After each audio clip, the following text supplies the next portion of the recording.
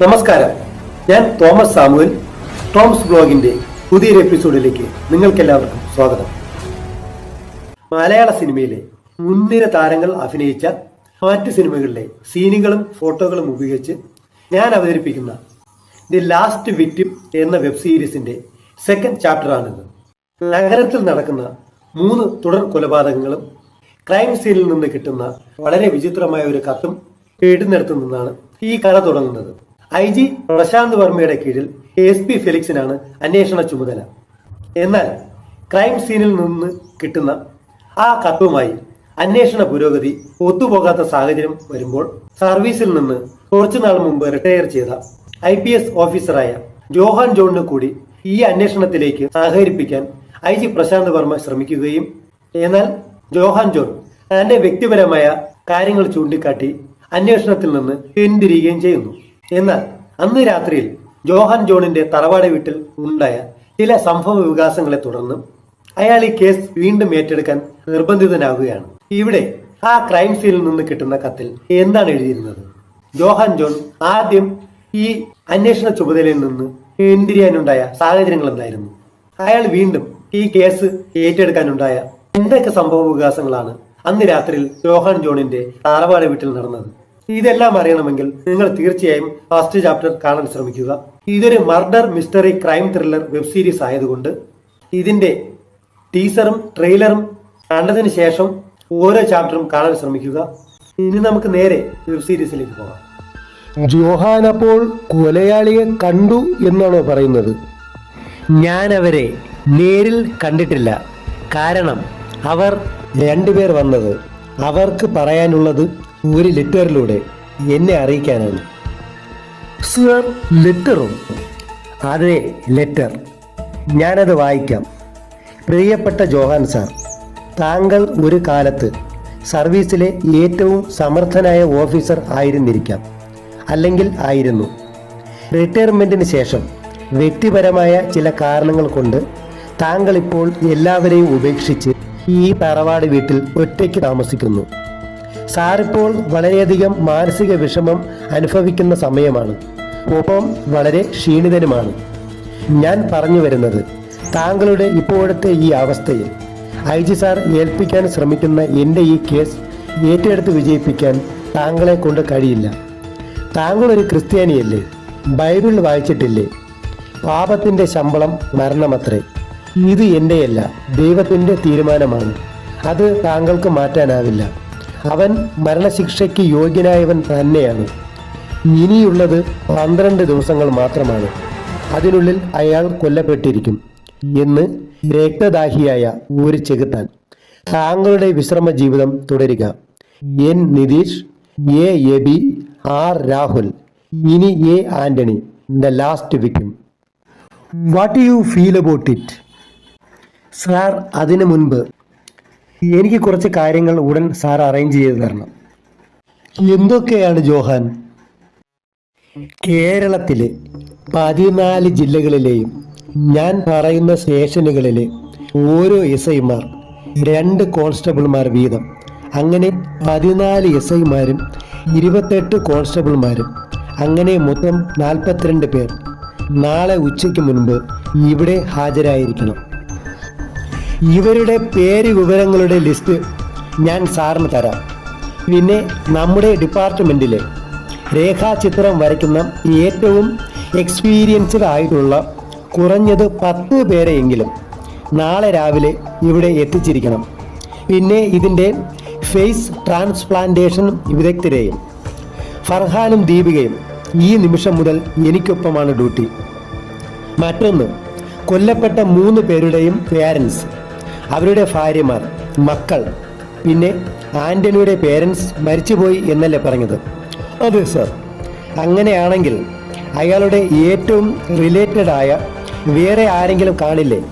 അങ്ങനെയാണെങ്കിൽ അവരെ. പിന്നെ സെബാസ്റ്റ്യൻ, അയാളുടെ ഭാര്യ ജെസ്സി. ഇത്രയും പേർ ഇന്ന് വൈകുന്നേരം എൻ്റെ മുമ്പിൽ ഹാജരായിരിക്കണം. ജോഹാൻ, ഇതൊക്കെ എത്രയും പെട്ടെന്ന് തന്നെ അറേഞ്ച് ചെയ്യാം. Okay, thank you sir. ഞാനിപ്പോൾ പറഞ്ഞ കാര്യങ്ങൾ കൂടി കഴിഞ്ഞാൽ മാത്രമേ എനിക്കിനി ഈ കേസിൽ എന്തെങ്കിലും ചെയ്യാൻ സാധിക്കുകയുള്ളൂ. അതും ഞാൻ ഉദ്ദേശിച്ച രീതിയിൽ കാര്യങ്ങൾ വന്നാൽ മാത്രം. സാർ, നിങ്ങളുടെ രണ്ടുപേരുടെയും അറിവിലേക്കായി ഞാനിവിടെ ഒരു കാര്യം കൂടി ഈ കേസിലേക്ക് ചേർത്ത് വയ്ക്കുകയാണ്. വർഷങ്ങൾക്ക് മുമ്പ് നടന്ന സുകുമാരക്കുറുപ്പ് മിസ്സിംഗ് കേസ്. ആ കേസും ഈ കേസും തമ്മിൽ എന്ത് സിമിലാരിറ്റിയാണ് സാർ ഉള്ളത്? സിമിലാരിറ്റി ഉണ്ട് ഫർഹാൻ. ഞാനതൊന്ന് അനലൈസ് ചെയ്യാം. എൻ്റെ അസംഷനാണ്. അതായത് ഈ ക്രൈം കേസിൽ ആൻ്റണിയാണ് കില്ലർ എന്ന് വയ്ക്കുക. ആൻ്റണി ഈ ക്രൈം ചെയ്ത ശേഷം ഇങ്ങനെ ഒരു വിചിത്രമായ എഴുത്തും എഴുതി വയ്ക്കുന്നു. ഇനി ഞാൻ പറയുന്നത് ശ്രദ്ധിച്ച് കേൾക്കുക.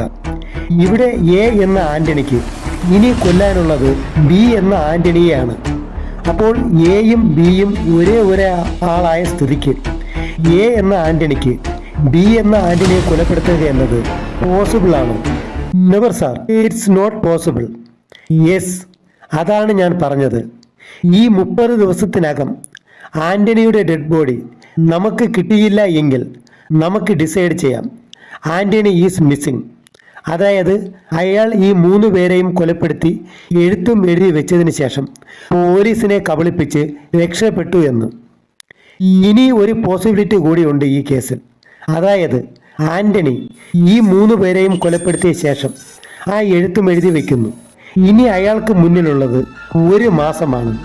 ആ സമയം കൊണ്ട് ആൻ്റണിക്ക് അയാളുമായി രൂപസാദൃശ്യമുള്ള മറ്റൊരാളെ കൊലപ്പെടുത്തി നമ്മുടെ മുന്നിലേക്ക് ഇട്ടു തരികയോ അല്ലെങ്കിൽ അത്തരം ഒരു ഡെഡ് ബോഡി എവിടെന്നെങ്കിലും സംഘടിപ്പിച്ച് നമ്മുടെ മുന്നിലേക്ക് എത്തിക്കുകയോ ചെയ്യാം. നമ്മൾ ചില സിനിമകളിലൊക്കെ കണ്ടിട്ടില്ലേ, അതുപോലെ ഇവിടെയും മേബി സംഭവിക്കാം അങ്ങനെ.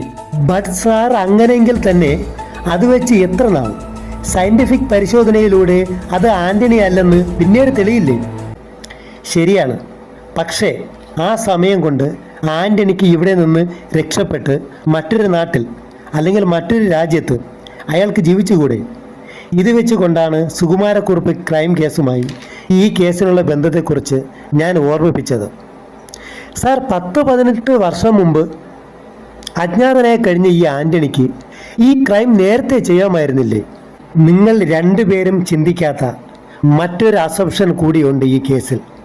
ഈ ആൻ്റണി എന്ന ആൾ, അതായത് 18 വർഷം മുൻപ് ഈ നാട് വിട്ടുപോയ മനുഷ്യൻ, അയാൾ ഇപ്പോൾ ജീവിച്ചിരിപ്പുണ്ടോ എന്നതിന് പോലും നമ്മുടെ കയ്യിൽ എവിഡൻസ് ഒന്നും തന്നെയില്ല. അപ്പോൾ മറ്റാരെങ്കിലും കൂടി ഈ കേസിൽ ഉൾപ്പെട്ടിട്ടുണ്ടാകാം എന്നാണോ സാർ ഉദ്ദേശിക്കുന്നത്? ഫർഹാൻ, നമ്മുടെ മുന്നിലുള്ളത് ഒരുപാട് ചോദ്യങ്ങളാണ്. ഇതിനെല്ലാമുള്ള ഉത്തരങ്ങൾ കണ്ടെത്താൻ നമുക്ക് മുന്നിലുള്ളത് വിരലിൽ എണ്ണാവുന്ന ദിവസങ്ങളും. നമ്മൾ ഹണ്ടിങ് തുടങ്ങുകയാണ്. ഇനി നമുക്ക് രാത്രിയെന്നോ പകലെന്നോ ഇല്ല.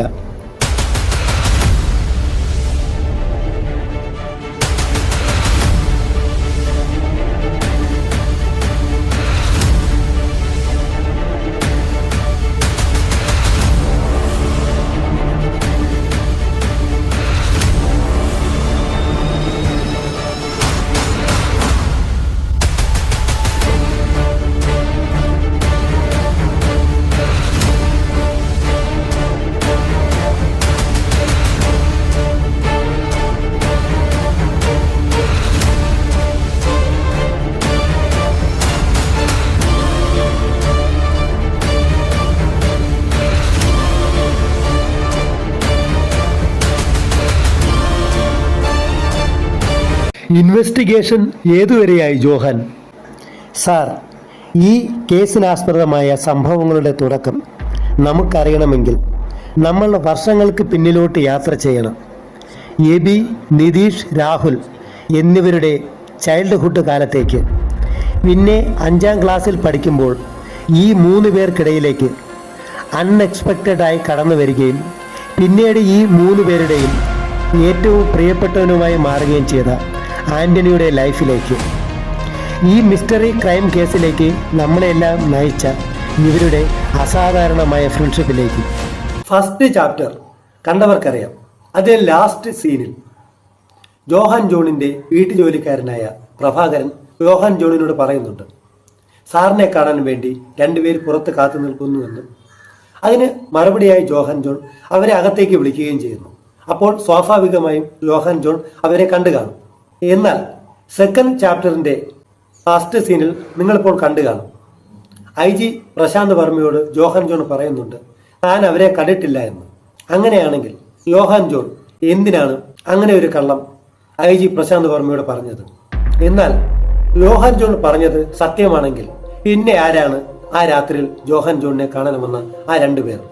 അതോ ഈ രണ്ട് സംഭവങ്ങളും നടന്നത് ഒരേ രാത്രിയിൽ തന്നെയാണ്? അതോ അന്ന് രാത്രിയിൽ നടന്നത് ജോഹാൻ ജോണിന്റെ സ്വപ്നമായിരുന്നു? ഇതിന്റെ എല്ലാം ഉത്തരങ്ങൾ അറിയാനായി നിങ്ങൾ ദ ലാസ്റ്റ് വിക്ടിം ചാപ്റ്റർ 3 വരുന്നതുവരെ കാത്തിരിക്കുക. വീഡിയോ ഇഷ്ടമായി ലൈക്ക് ചെയ്യുക, ഷെയർ ചെയ്യുക, സബ്സ്ക്രൈബ് ചെയ്യുക, കമന്റ് ചെയ്യുക.